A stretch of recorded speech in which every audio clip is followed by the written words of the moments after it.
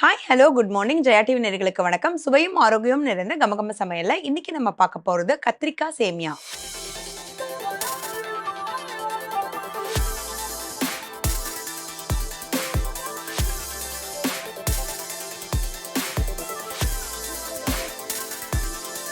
இந்த ரெசிபியை பண்றதுக்கு தேவையான பொருட்கள் என்னென்னன்னு பார்க்கலாம்.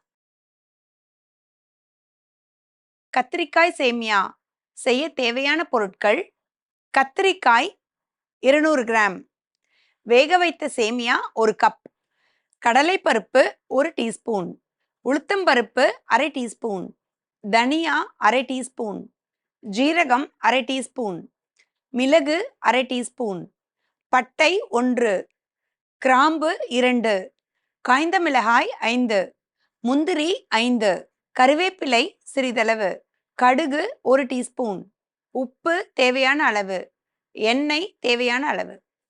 இந்த கத்திரிக்காய் சேமியா பண்றதுக்கு ஃபர்ஸ்ட் வந்து நம்ம ஒரு பொடி பண்ண போறோம். அந்த பொடிக்கான மசாலாவை ரெடி பண்ணிடலாம். ஒரு கடாய் வச்சுட்டு அதுல 1 டீஸ்பூன் நெய் போட்டுக்கிறோம். நெய்யிலே நம்ம வந்து பொருள் எல்லாம் வறுக்கும் போது நல்லா நமக்கு வாசமா இருக்கும். 1 டீஸ்பூன் அளவுக்கு நெய் போட்டுட்டு இதுல 1 டீஸ்பூன் அளவுக்கு கடலைப்பருப்பு, அடுத்ததா உளுத்தம்பருப்பு அரை டீஸ்பூன். ஃபர்ஸ்ட் இது ரெண்டுத்தையும் நம்ம நல்லா வறுத்துக்கலாம்.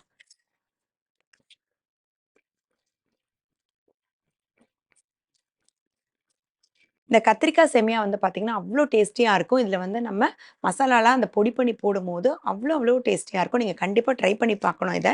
யூஸ்வலாக சேமியா வந்து பார்த்தீங்கன்னா நம்ம வந்து நிறைய டிஃப்ரெண்ட்டாக பண்ணுவோம். இதில் வந்து கத்திரிக்காயும் நம்ம வந்து சேமியாவும் சேர்க்கும் போது ரொம்ப டேஸ்டியாக இருக்கும். இந்த மசாலாவோடு அது சேரும் போது அவ்வளோ ஒரு நல்ல ஒரு காம்போவாக இருக்கும்.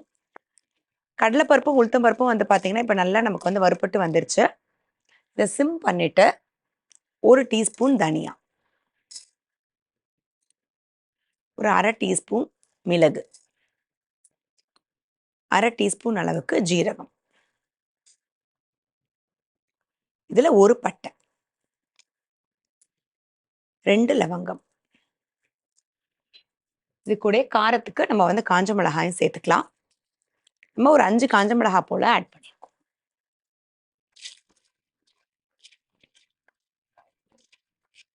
நம்ம வந்து கடலைப்பருப்பும் உளுத்தம் பருப்பும் ஃபர்ஸ்ட் வந்து நம்ம ரோஸ்ட் பண்ணிட்டோம் அப்படின்னா அது வந்து நல்லா நம்ம கலர் மாற ஆரம்பிச்சிடும். அதுக்கப்புறம் மற்றது எல்லாமே வந்து ஸ்லைட்டாக நமக்கு வந்து கலர் மாறினா கூட போதும், வாசம் வந்தால் கூட போதும்.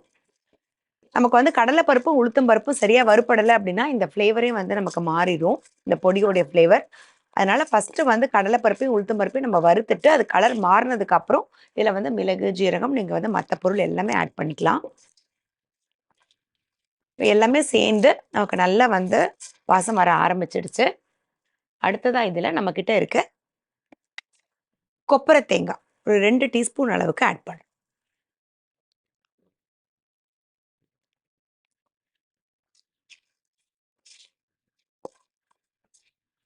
கொப்பரை தேங்காய் நம்ம வந்து ஆட் பண்ணிட்டு நமக்கு வந்து அடுப்பில் இருக்கக்கூடாது, ஆஃப் பண்ணிடலாம். ஏன்னா அதுக்கப்புறம் அதில் இருக்க எண்ணெய் வெளியே வந்துருச்சு அப்படின்னா நமக்கு வந்து ஃப்ளேவர் வந்து மாறிடும்.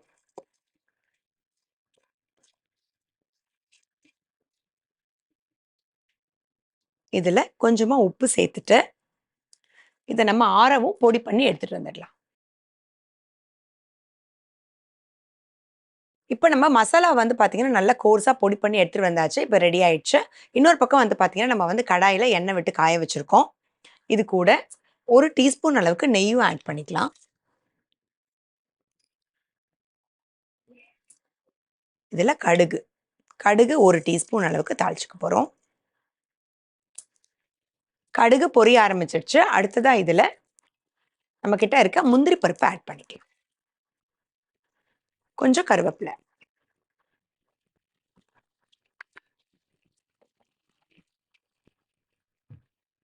அடுத்ததாக இதில் நம்ம கிட்ட இருக்க வெங்காயம் ஒரு அரை வெங்காயம் ஆட் பண்ணிக்கலாம்.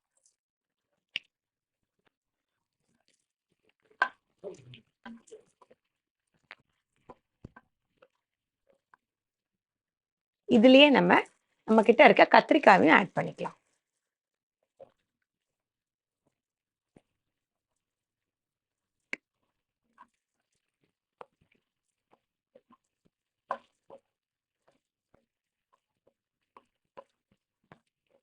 தண்ணி விடாம நல்லா இதுலயே வந்து வதங்கணும் கத்திரிக்காய். இப்போ நம்ம உப்பு மட்டும் சேர்த்துக்கலாம். நம்ம ஏற்கனவே பொடியில சேர்த்துருக்கோம். இப்போ இந்த கத்திரிக்காய்க்கான உப்பு சேர்க்கிறோம்.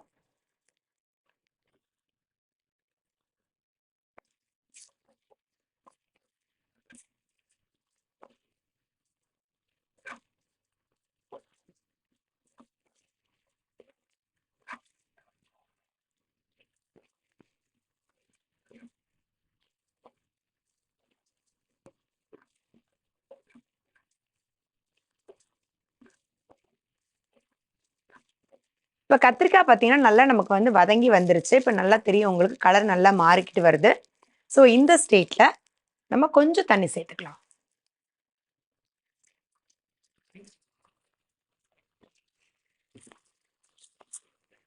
இப்போ கொஞ்சம் தண்ணி சேர்த்தோம் அப்படின்னா அந்த கத்திரிக்காய் நமக்கு நல்லா வெந்து வந்துடும். ரொம்ப சேர்க்காம கொஞ்சமா சேர்க்கிறோம்.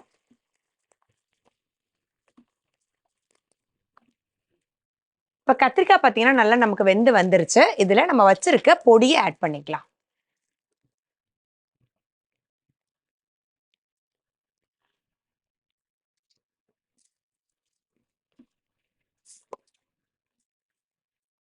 பொடி சேர்த்தாச்சு. அடுத்ததா இதுல நம்ம கிட்ட இருக்க சேமியாவை ஆட் பண்ணிக்கலாம்.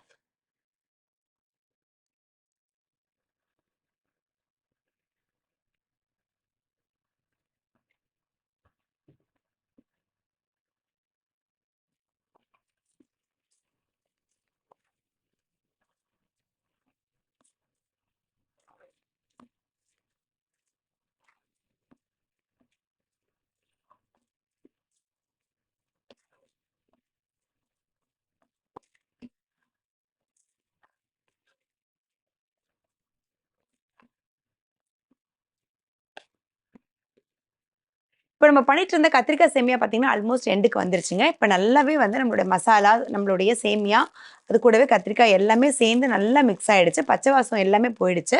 இப்போ இதில் ஃபைனலாக ஆஃப் பண்ணுறதுக்கு முன்னாடி நம்ம ஒரு 1/4 டீஸ்பூன் நெய் மட்டும் ஆட் பண்ணிக்கலாம்.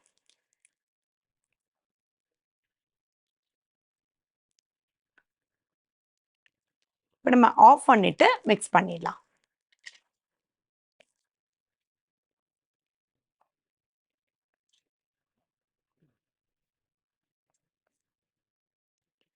இப்போ இந்த கத்திரிக்காய் சேமியாவை நம்ம வந்து சர்வ் பண்ணிடலாம்.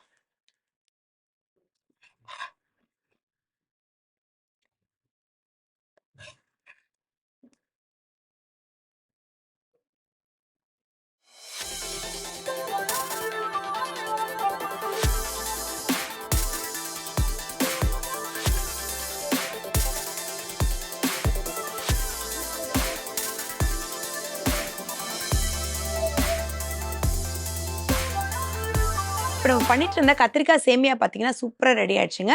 இதில் வந்து நம்ம புளிப்புக்கு எதுவும் சேர்க்கல. உங்களுக்கு வந்து புளிப்பு பிடிக்கும் அப்படின்னா நீங்கள் வந்து மேலே கொஞ்சமாக எலுமிச்சம்பழம் பிழிஞ்சு கூட நீங்கள் வந்து சர்வ் பண்ணலாம்.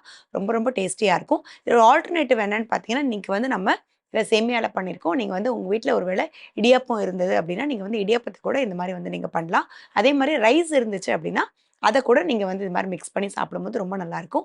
ரைஸ்க்கு மட்டும் பார்த்தீங்கன்னா நம்ம வந்து கத்திரிக்காய் வேகும்போது அதில் கொஞ்சமாக புளி கரைச்சி விட்டு அதுக்கப்புறமா நீங்க இது வந்து இந்த மிக்ஸ்சர் பண்ணும்போது ரொம்ப ரொம்ப டேஸ்டியா இருக்கும். ஸோ கண்டிப்பா ட்ரை பண்ணி பார்த்துட்டு எப்படி இருந்துச்சுன்னு எங்களுக்கு சொல்லுங்க. இதே மாரி சூப்பரான ஒரு ரெசிபியோட இன்னொரு செக்மெண்ட்ல மீட் பண்ணலாம்.